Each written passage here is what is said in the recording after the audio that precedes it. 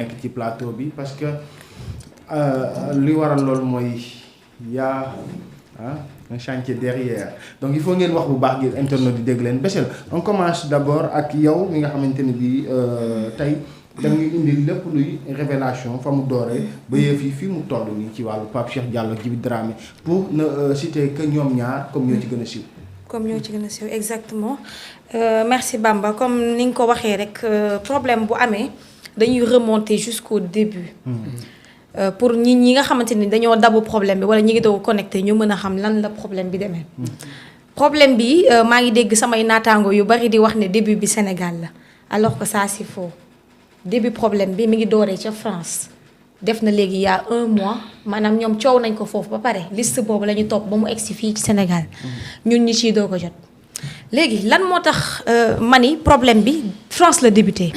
parce que suñu nee animateur bu toll ne Pape Cheikh Diallo artiste bu toll ne Djiby Dramé def tour de carrière jàpp nañ leen ak ñeneen lan moo tax ñu jàpp leen ok dañ leen a fekk ci réseau mais naka lañ def ba démanteler boobay réseau ni ñu def ba démanteler boobay réseau il y a 1 mois si ginnaaw wala sax ci biir fin janvier bi dafa am benn français boo xamante ne nii turam dëgg mooy Pierre Berger français boobu moom mooy militant bu LGBT célèbre LGBT mooy marque góor jigéen ñi yàlla na ngeen baal ma ci kàddu bi donc français boobu tudd Pierre Berger moom moo nekk fondateur boobee lépp luy homosexualité côté France ak yeneen pays internationaux yi nga xamante ne moo ko wër moom dafay liggéey ak benn tubaab aussi bu tudd Robert Bandité. Robert Bandité mi may lay wax nii yaakaar naa xale yi sax dañ koy jàng école moom moo dépénalisation de l'homosexualité en 1982. fële ca France ompale wala ni Bamba fële ca France homosexuel moo ñoom dañ ko fa nangu. léegi su ma nee problème bi jàpp nañ ci ay nit avant ñuy jàpp ñoom Pape Cheikh Diallo jàpp nañ ci ay nit ca réewu France te France aussi dañ ko fa nangu nañ ko fa donc war nga ma laaj lan moo tax ñu jàpp leen parce que France góor jigéen homosexualité du fa crime. parce que nangu nañ ko fa depuis 1982. donc bu ñu demee ba commencé ci jàpp ay nit France avant ñuy jàpp fii ay nit donc li ko waral mooy scientifique yi nga xamante dañoo nekk France dafa am benn recherche bu ñu def ci feebar bi nga xam ne moo tudd VIH Sida. ba ñu toppee boobee recherche ñu gis ne taux bi nga xamante ne nii ñun nit personne yi nga xamante ne nii ay sexe opposé la ñuy bokk sëyal wala la ñuy amal doom. taux boobu noonu si ñun la gën a wàññeeku ko ci nga xamante ne ni ñoom dañ leen a jox carte ñu nekk ay homosexuels yu valable ci réewu France ba ñu gisee ni feebar bi si ñoom la gën a bari ñu commencé di leen saytu di xool parce que ñoom seeni taux feebar bi buñ ko toppee côté nation yëpp dafay dépasser les 29% di dem ci la ñu wax ak ki nga xamante ne ni mooy Pierre Berger ak naataangoom bi Robert Bandité ñu laaj den lan moo tax ñu ne parce que homosexuels yi bu ñuy sëy seen biir maanaam du ñu jël benn disposition pour éviter ay maladies. ca noonee ke benn français boo xamante ni homosexuel la bu fa siiw ci réseau yi daal di avouer ne moom français bi am na VIH te xamul kan moo ko wàll te mi ngi continuer di sekk ak ay yeneen naataangoo. ñu téye ñeneen enquête boobu moo dem ba wan français yi ne. affaire boobu noonu réseau boobu dugg na biir Sénégal précisément Mali ak dugg na biir Afrique autant pour moi précisément Sénégal ak Mali fii ci Sénégal réseau boobu mi ngi am fudul Dakar Saly ak Kaolack feneen fu ñu la ni réseau bi jaar na fa du dëgg Dakar Saly Kaolack réseau bi nga xamante ne nii ki nga xam ne moo nangu homosexuel fële ci réewu France moom moo ko daal di def réseau boobu egsi na ba Sénégal léegi réseau boobu bañ ko continuer di topp ci la waa France contacté waa Sénégal lii moo jàppalu ñoom Pape Cheikh Sénégal xarañ nañ mais nekkul ne xarañ tew suñu police yi dañoo tëb rek jàpp leen waa France ñoom ñoo signalé Sénégal DIC bu Sénégal division des investigations criminelles ne ko réseau bi nga xamante ni ngi ciy wër VIH bi mi ngi circulé dugg na Sénégal ñoom ci mois yi passé quinzaine de semaines bii passé ñu commencé def seen ay recherche ba ñu defee seen ay recherche ñoom division des investigations criminelles avant sax ñuy dem ca Kër Massar ci leen waa diwaanu Kër Massar wax ne ñoom jàpp nañ ki nga xam ne mooy Mamadou Ñing bi ci bokk. je pense que nee nañ commerçant la. Mamadou Ñing waaw Mamadou Ñing. moom mooy faru Djiby Dramé je rappelle continue. dama lay non Djiby Dramé Doudou Dieng mooy faram. non Doudou Dieng mooy faram. Doudou Dieng bu Pape Cheikh Diallo la moom. ok dinaa si ñëw ci kanam. code Djiby la. dinaa. Diallo eggali. waaw bàyyi ma ko sax dinaa si ñëw si kanam léegi. ba tubaab yi waxee sénégalais yi kii quinzaine bii passé ba tubaab yi waxee sénégalais yi que réseau bi dugg na. division des investigations criminelles contacté waa Kër Massar ñu xamal ko ni jàpp nañ kenn te kenn ki ñu jàpp moom wax na ni dafa am feebaru sida te képp ko am feebaru sida dañ ko war a quarantaine wala ñu téye ko pour mu bañ a sëy ak ñeneen affaire bi di propager wala ñu bañ leen ko wàll. parce que suñuy sëy ak yow duñ la wax ne dañoo am feebaru sida. kooku noonu depuis le 4 moom moo dénoncé ñaari nit yoo xam ne ñoom ñaar dañ doon bëggante muy 3 personnes. ci le 4 bii ñu weesu. le 4 bi ñu weesu kenn ci ñoom dénoncé waat ñeneen ñaar maanaam dañ doon dund ay vie d'infidélité comme bu ñuy wax enquête boobu moo dem ba ci Mamadou Ñing ba nga ciy wax ay Djiby Dramé mais laataa Djiby Dramé dama géegi ñu bëri ñu naan Djiby moo fa njëkk fanaan Pape Cheikh Diallo moom la ñu jàpp dans la nuit du 6 février ba 22h et quelques jotee anam bi nga xamante ne moom lañ jàppee Pape Cheikh Diallo maanaam mooy ay nit gang boo xamante ne nii boobu ñu ngi toll ci 10 personnes je sais pas 9 personnes. parce que 12 lañ ñu ngi toll ci 9 personnes ñoom ñëpp bañ leen téye kenn tudd ci turu Pape Cheikh Diallo ci la ñu ne dañuy tracer Pape Cheikh Diallo par police scientifique te boobu téyeguñu téléphone am.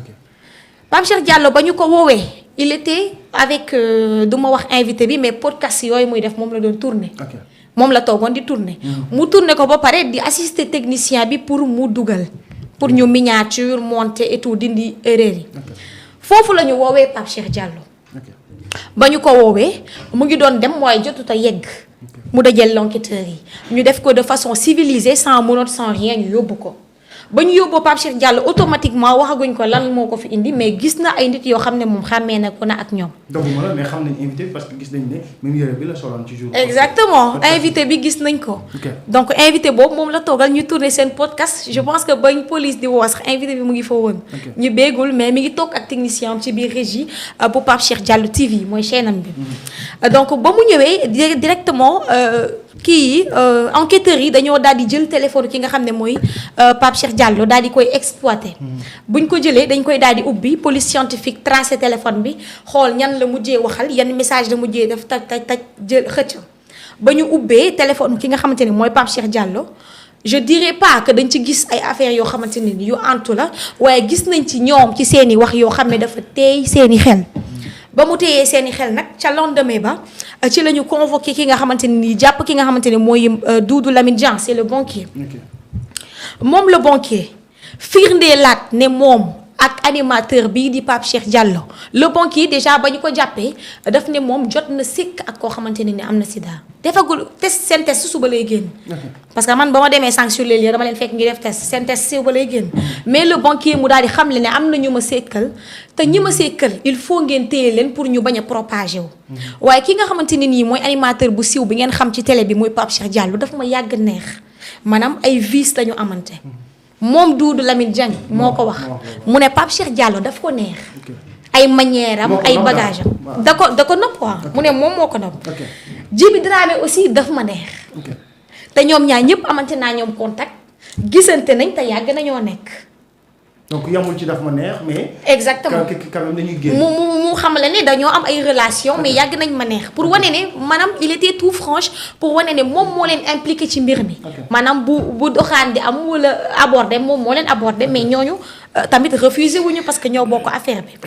ba ñu tëyee Doudou Lamine Dieng ci la ñu indi ki nga xamante ni mooy Djiby Dramé. Djiby Dramé ba ñu ko indee ñu téye téléphone am aussi. gis ne Djiby Dramé. Doudou Lamine Dieng ak Pape Cheikh Diallo amante nañ contact. parce que buñ la indee man ak Bamba jotewuñ dara buñ amul contact dafay gën a téye xel mais bu fekkee man ak moom ñu am contact yàgg wax WhatsApp yàgg wax Snap Twitter et cetera dafay daal di gën a. exemple bi ngay jëlee dama ko tàmm baal dafay daal di gën a firndeel li nga xamante ni moom laay wax. léegi démb Pape Cheikh Diallo ba ñu ko jàppee ci guddi gi. dañ leen a téye ñoom ñëpp je pense que document bi mi ngi ne Pape Cheikh Baal ba ñu ko jàppee ci guddi gi defaluñ ko audition dañ ko ba pare dinaa la le temps que ngay vérifier waat ce dossier ba pare dinaa la relancer parce que par rapport ak information yi quand même y a beaucoup d'infos yuy véhiculé ne keneen ki ñuy wax moom moo nekkoon faru Djiby Dramé alors que Doudou moo nekkoon turu Pape Cheikh moo nekkoon faru Pape Cheikh mais quand même daañ ci ñëw la ma lay bàyyi nga def sa développement après danga may bàyyi ma def sama développement exactement waaw d'accord léegi Pape Cheikh démb ci guddi aucune amul benn audition boo xam te dox na digganteem ak enquêteurs yi li ñu ko laaj benn question la ñu laaj Pape Cheikh Diallo démb ci guddi waxuma tey bu tey bi dinaa si ñëw démb ci guddi benn question la ñu ko laaj ndax xam nga Doudou Lamine Dieng il a dit oui ndax am ngeen ay relation ndax li muy wax dëgg la il a dit oui donc là Pape Cheikh mënul woon wax lu dul oui parce que ñi mu jàkkaarloo kenn du jàkkaarloo booy avoué doo ko tey déjà booy avoué doo ko tey parce que ce sont pas des gendarmes yi nga xamante ne ñoom ngay gis waa police scientifique brigade de recherche ñi nga xamante ne doo leen gis ce sont des enquêteurs yu civilu ñooñu ñoo ko interpellé ne ko carrément yàgg nañ la topp te des enquêtes bi France la commencé doog a ñëw fii donc comme ça il a pris ses bagages ak les preuves ci téléphone bi. ak preuves yi ñu am ci téléphone ak preuves yi ñu xam ne am nañ ko si téléphone bi léegi nag xam nga lu may bañ ñu ne Bessel nee na preuves yi ñu am si téléphone bi ay mbir ay vidéo yoo xam ne dañ fa doon defantey mbir la. mais enquêteurs yi dañ ma xamal ni preuves yi ñu gis si téléphone bi dafa tey seen xel mais waxuñ ma ban façon vidéo la il faut que ça soit clair. d'accord dafa tey seen xel. voilà léegi nag ni ki tey ci suba démb ba coow li déjà balaa may ñëw ci démb dafa am ay célébrité yu bëri yu demoon sax ba dugal problème mu xaalis pour ñu tourner piste bi wax ne du Pape Cheikh benn Pape Cheikh la bu dëkk Kër Massar. yaa ngi ko doon dégg. te boobu ñun yëg nañ ne Pape Cheikh téye nañ ko depuis le 6. d'accord mais dañoo jékki-jékki saay mu am ay nit yoo xamante ni dugal nañ mbirum xaalis ba ñu commencé tourner dëpp wax ji. wante comme liñ naan justice de Dieu kenn mënu ko nëbb donte que Pape Cheikh suñu grand la kenn yéenewu ko mais bu lépp tegoo ci table bi même man sama dossier bu tegoo ci table bi dama koy traité. on donne juste des infos alors. exactement nous à donner quand même des informations. parce que info la dañu koy traité Sénégalais yi dañuy bàyyi xel actuellement ñëpp a ngi ñuy seetaan pour ñu jox leen. la vraie information maanaam. qu'en est-il ci guddi gi ñu jàppee. Pape Cheikh Diallo bi ko enquêteurs yi dégloo. ak bi nga xamante ne bii moom Pape Cheikh Diallo alors laata ñuy woo. Djiby Dramé lan moo tax ñu woo Djiby Dramé parce que ba tey yaa ngi toll ci. Pape Cheikh Diallo dafa avoué wax ne enquêteurs yi carrément. man kat ak Doudou dañoo séq ab relation. loolu la wax n'est-ce pas. weddiwul quoi. weddiwu ko exactement moo xam le ne carrément maanaam moom yeggagul woon ndax sekk nañ sekk bu tax sëy buy wax ñu war a wàllante mais nee na sekk nañ ab relation. d'accord léegi ba ñu yeewoo ci tey. mu amaat yeneen enquêteurs yu yees yoo xam ne demaat nañ sur les lieux. pour gën a waxtaan ak ñoom. laataa loolu démb ba diggante 3h ba 4h ba ci fajar gi ab confrontation daal dinay dox seen diggante. je précise que confrontation am na seen diggante.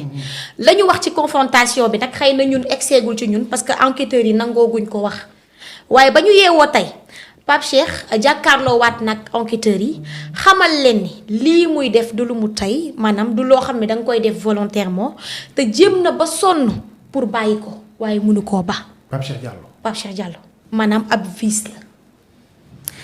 Djiby Dramé aussi ba mu jàkkaarloo ak tey ak enquêteurs yi ñu laaj ko. mais avant Djiby Dramé Pape Cheikh maanaam Pape Cheikh barki démb dafa wax enquêteurs yi ne leen.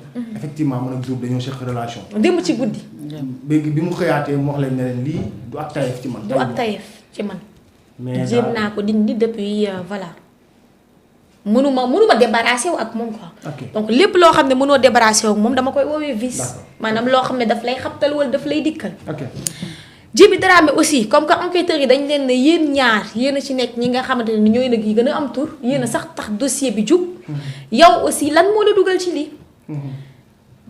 Djiby Dramé nag Bamba li mu xaw a wax moo xaw a dawloo yaramu enquêteurs yi ndax moom nee na dafa subir ay actes de viol maanaam ay violence sexuelle depuis ba mu nekkee xale. jot naa leeral kan moo ko def mais loolu duma ci sori xëy na bu communiqué bi génnee ci kanam. mais Djiby Dramé li mu teg ci loxo ñii maanaam kenn ci ñoom fi mu ne weddiwul ay feewam. kenn ci ñoom weddiwul propos yi waaye Djiby Dramé moo gën a maanaam dawloo yaramu enquêteurs yi ndax moom nee na lii tëbul rek dugg ci dafa am ku ko yàgg def ci famille wam ak ñi dul famille wam depuis ba mu nekkee xale à bas âge ba léegi loolu la Djiby Dramé wax instant bii may wax ak yow nag enquête bi mi ngi continuer. donc Pape daf ne moom.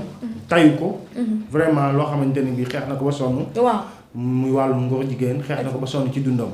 léegi Djiby moom li mu wax mooy dina dafa. dañ ko koy yàgg def depuis xale. donc loolu la ñu wax quoi. waaw ok exactement. donc ñu yemalee gum foofu wala da ngay xuus ba ci. waaw déjà damay fàttaliwaat ñi nga xam ne parce que ñi ngi may laaj lan lañ leen luñ leen di toppee maanaam. ak bu dee dëgg la parce que je rappelle que suba lañ leen di suba la ñuy jàkkaarloo ak procureur bi nga xam ne moo nekk fële ca palais de justice Pikine Guédiawaye muy procureur Saliou Dicko suba la ñuy jàkkaarloo ak ñoom léegi ñoom liñ leen di toppee bokk na ci déjà. li ñu leen di toppee bokk na ci association de malfaiteurs. association de malfaiteurs mooy article 238. du code pénal mise en danger de la vie d'autrui maanaam nga yàqaale vie wu nit ci sa feebaru bopp wàllum feebar bi. article 319 aussi mooy acte contre nature. léegi association de malfaiteurs bi wala acte contre nature bi nga xam ne sax moom la ñuy jiiñ wàllum góor jigéen. bu dee c'est avéré. ñoom Pape Cheikh Diallo ak autres ses compagnons mën nañoo tëdd lu toll ci 1 an ba 5 ans. avec des amendes de 500 000 à 1 million 500. de 100 000 francs à 1 million 500. selon acte yi nu muy demee. du ma ne loolu la ñuy tëdd ndax joxee guñu ba léegi verdict te ñi ngi bénéficier wu ci li nga xamante ni mooy présomption d'innocence. tant que dóoruñu table ne ñoo def comme ni ma koy waxee ci Nabou Leye rek mën nañu jàpp ni defuñu. waaye une fois ñu def xam leen ne peine yi moo leen ciy fekk amende ak peine de prison. léegi ci kanam dinaa la ñëwaatal le temps que. mais suba lañ leen di la ñuy jàkkaarloo ak Saliou Dicko. waaw d'accord mais foofu balaa ngay tëj ni ma bëggoon ñu préciser ko mooy sànq. demoon nga quand même sur les lieux. Exactement. c'est vrai que dañu ko barricade gendarmerie. Exactement. kenn mënu fa dugg mais yow kam def nga ci ay pexe ba dugg. wala ba jege. mais fekkoo leen fa. exactement. donc ba ma demee sur les lieux yaakaar naa depuis démb ci guddi laa doon tenté pour dem sur les lieux. mais comme que dafa guddi woon. te sama génn guddi man demeewul noonu donc j'étais en appel vidéo avec un grand journaliste. boo xam ne moom dem na ba dugg je vais pas dire son nom. mais bul wax ñi nga àndaloon waaw. waaw non démb ci guddi laa wax j'étais en appel vidéo. ci démb ci guddi boobu oto yu bari daal di fay gaare ñëw seet si Pape Cheikh Diallo. ci guddi gi ci appel vidéo bi. donc ba ma demee tey sur les lieux dama ñëw waxtaan ak kenn ci ay agents. le seul but boo xamante ne nii moo ma yóbbu woon mooy pour mën koo dugal tey ci émission fii la bi pour jël numéro dugal ko en direct même bu nekkee du feeñ muy wax mais malheureusement ñoom du ñu wax sans ay procédé dafay jël temps donc lim ma xamal mooy ma ne ko lenn moo ma tax a jug parce que déjà c'est tellement clair li ñu wax lenn amul leneen loo xam da nga ko fay uti comme information lenn moo ma tax a jug pour xam nekkin bi ñu fa nekkee mbaa ñu ngi ci jàmm. seen condition d'être. loolu moo ma yóbbu woon tey pour vérifier ndax Pape Cheikh Diallo ak Djiby Dramé ñi ngi ci ay conditions yu baax. ndax xeexuñu fa kenn ndax torturé wuñ leen ndax seeni mbokk may nañ leen accès ndax avocat yi may nañ leen accès ndax lekk bi ñu leen indil tamit ndax doy na. ndax des fois boo nekkee garde à vue de 24 heures 48 heures ba renouvelable am na yu bari yoo xam ne duñ nangu mu dugg. dañuy bañ ñu jox la looy xaroo looy liiwee wala yeneen ak yeneen léegi kenn ci ay agent bu fa nekk. xamal ma ni carrément Pape Cheikh Diallo ak Djiby Dramé ñu ngi ak seen sang-froid maanaam gisuñu benn froissé wala benn panique ki seen peur li andi sang-froid boobu nag c'est parce que dañoo avoué li nekk ci ñoom bu jeex maanaam ñun tiitaange gi ñu nekkee nii ñoom ñi ngi seen sang-froid ku leen laaj ñu tontu ku leen lii xamal ma aussi que seeni mbokk ñëw nañ fa durant démb ak tey ci suba parce que guddi gi la ñuy dox balaa sama genre yi di leen gis xamal ma aussi que ñi ngi leen di indil ay lekk ñu ngi lekk bu baax membres de famille yu jege ak artistes yu jege je vais pas préciser des noms ñëw nañ fa seeti may nañ leen lii xeexuñu fa garde nekkin bi ñu fa nekkee nii mën naa rassurer seen famille que ne nekkin bi ñu fa nekkee di xaaragum suba lan la procureur di décider ci dossier bi nekkin bu baax la loolu moo ma yóbbu woon tey sur les lieux léegi nag li tax gisuma leen mooy am na ay tests yu ñuy amal parce que ñeneen ñi avant Pape Cheikh di ñëw ñeneen ñi dañoo def test pour xool ndax ñoom am nañ feebar bi Pape Cheikh Djiby ak Doudou defaguñu test bi. tey jii la ñu def test bi dina génn suba. espérons ñu bañ see bokk. ok voilà. merci beaucoup.